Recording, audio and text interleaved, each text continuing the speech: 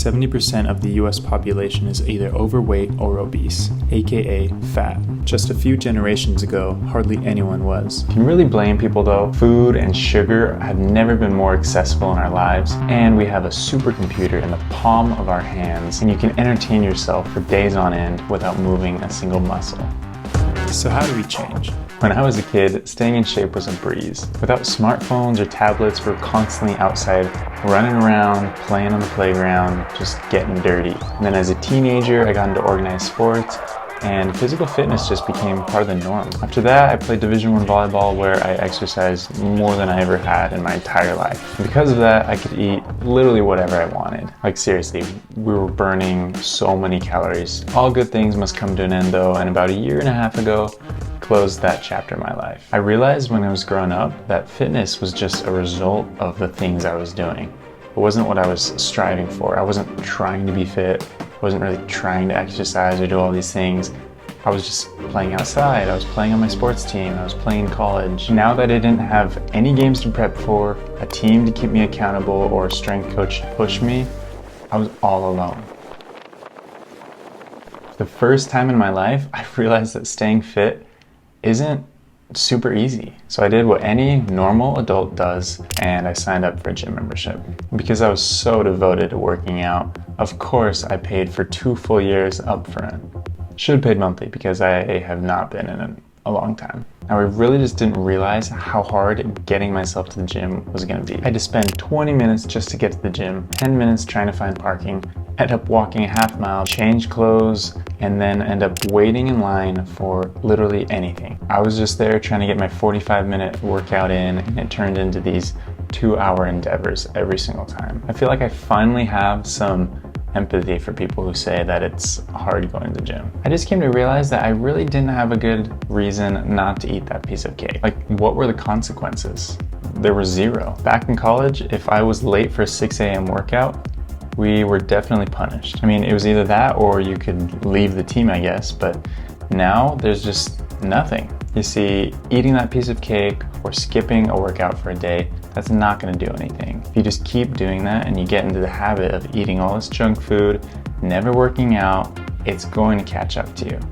And that's when the chronic diseases, the heart disease, the obesity, that's when that all hits you. So I decided I needed a new purpose to be healthy. I may not be an athlete anymore, but I figured I could come up with a few reasons why I should work out and eat healthy. So I pulled out my iPad and I started typing out all my new motivations for working out. I want to look good, I want to feel good, I want to be able to play with my kids, I want to be able to prove my brother wrong who thinks I'm gonna get fat for some reason. And honestly, after I listed all these things out, I realized none of them were really gonna stop me in a moment of need.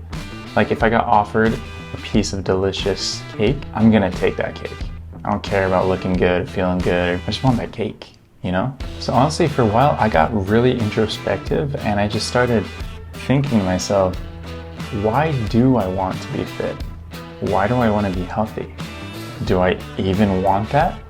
Or would I rather just sleep in every day, eat whatever I want, get fat, never exercise, and just be a couch potato? Like maybe that's what I wanted. It honestly took a while, but after some few quiet moments to myself and thinking, a quote kind of came to my mind. It goes, suffer the pain of discipline or suffer the pain of regret. You see, we are going to suffer regardless. If you have a ton of money, you're gonna suffer. If you're poor, you're gonna suffer. If you're healthy, if you're sick, there's just no avoiding it. If you see a delicious homemade cinnamon roll, you are going to suffer whether or not you eat that or not. If you choose to eat the cinnamon roll, you are going to suffer the consequences later because you're going to have all those extra calories, you ate all that sugar and carbs, and you're going to feel really crappy. If you don't eat it, you're going to suffer because you don't get to eat the freaking cinnamon roll. And this really goes for everything in life. Like if you stay up late and choose to go to bed later, yeah, you might get a couple extra hours to extend your day, but then you're going to wake up super tired or you're going to sleep in. But on the flip side of that, if you choose to go to bed early, then you might be missing out on some stuff. And then yeah, you get well rested, but either way, you're suffering. So once this concept came into my mind, it totally changed my relationship with working out and food.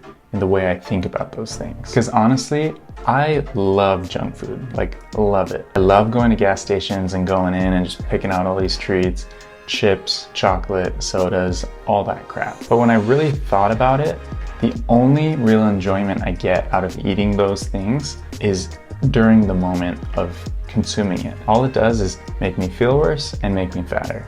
And I'm more poor than I was before, so I spend money on that. All that for a couple minutes of bliss, and then it's gone. So this concept also applies to just everything in our lives. We have these vices, whether it be food or laziness or alcohol or porn or drugs. We use these things to just escape our crappy lives. We use them to suffer later. We just want to push it off. Make me feel good now. But honestly, life can be so fulfilling.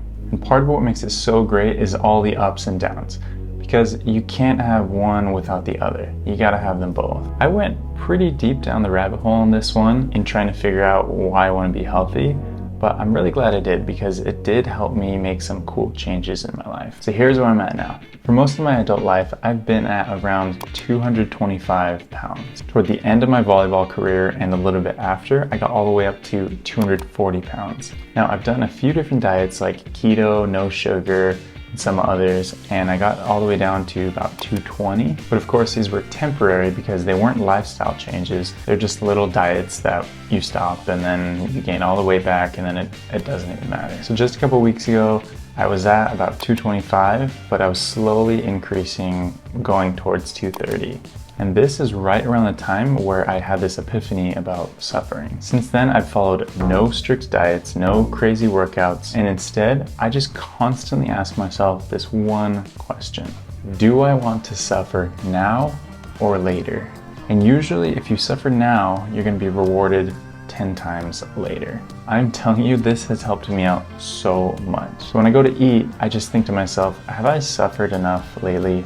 Have I had enough healthy meals to just kind of warrant, yeah, I'll go get some McDonald's or some Chick-fil-A, or I'll treat myself, I'll have some junk food. If I feel like I haven't, then I'll just skip it.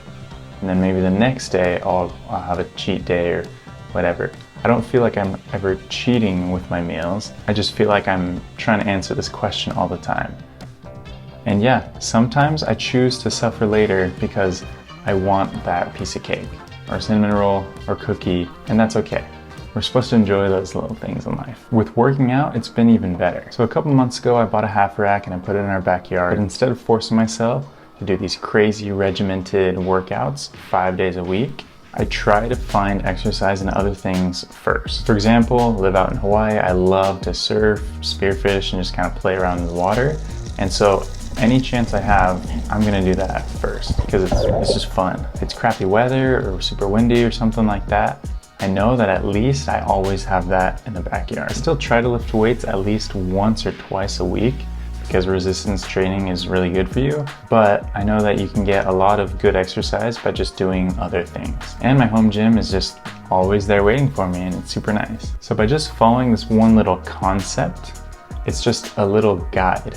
And I don't have to adhere to any strict rules or weird things like that. It's more of just a mindset, I guess. And you can say it's crazy, and it probably is, but I'm down to about 216 now. And I haven't tried to lose any weight. That's the craziest part about all this. I'm down almost 10 pounds in just a couple weeks, and it's all because I choose to suffer now instead of later. So I know it might sound corny that all you have to do is change your mindset. But at the end of the day, our actions determine the course of our lives, and our actions start out with just a thought. So all of it is just in your head. You think it, and then you do it. I still have a long ways to go. I have a lot of different fitness goals and stuff like that. But to answer the question of how to get in shape, just ask yourself, do you want to suffer now or later?